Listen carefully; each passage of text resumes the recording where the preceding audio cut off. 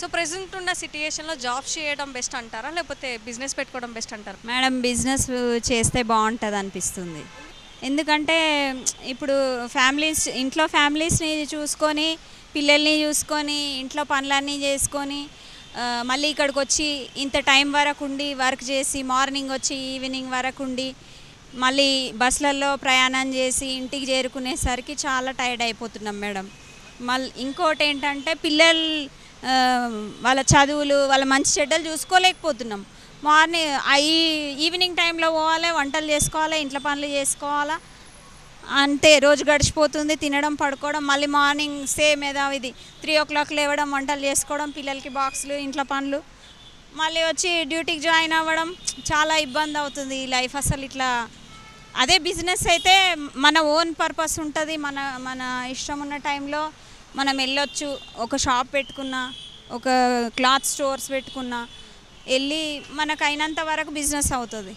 Season ఉన్న టైంలో అవుతుంది, లేదంటే అట్లా కొంచెం లాసో ప్రాఫిట్సో వచ్చినప్పుడు వస్తాయి, రానప్పుడు రావు. ఆడవారు ఎలాంటి బిజినెస్ పెట్టుకుంటే మంచిగా సాగిద్ది? బిజినెస్ అంటే ఈ బ్యూటీ పార్లర్ లాంటివి, మరి బ్యాంగిల్ స్టోర్సు, ఇంకా కిరాణా షాప్ కూడా మెయింటైన్ చేసుకోవచ్చు లేడీస్. మిల్క్ బూత్స్ కూడా మెయింటైన్ చేసుకోవచ్చు. ఇంకా తెలిసినదైతే అదైతే నార్మల్గా ఒక 5th క్లాస్ చదువుకున్న వాళ్ళైనా ఇలా చిన్న చిన్న బిజినెస్ మెయింటైన్ చేసుకోవచ్చు. లైఫ్ ముందుకు సాగుతుంది మేడం. కానీ ఇట్లా ఈ సాఫ్ట్వేర్ కంపెనీ అయినా ఎక్కడికైనా జర్నీలలో రావడం పోవడానికే సగం టైం పోతుంది మేడం. టైర్డ్ అయిపోతున్నాం.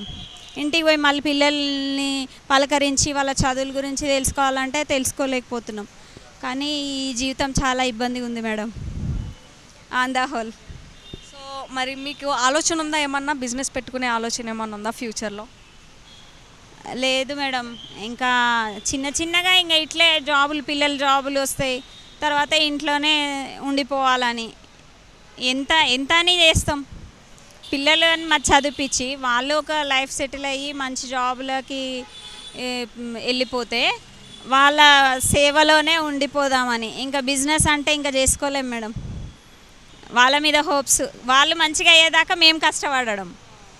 వాళ్ళు ఒక లెవెల్కి వచ్చిర్రంటే ఇంకా నేను రెస్ట్ తీసుకొని ఇంకా వాళ్ళని చూసుకోవడమే, అంతే మేడం.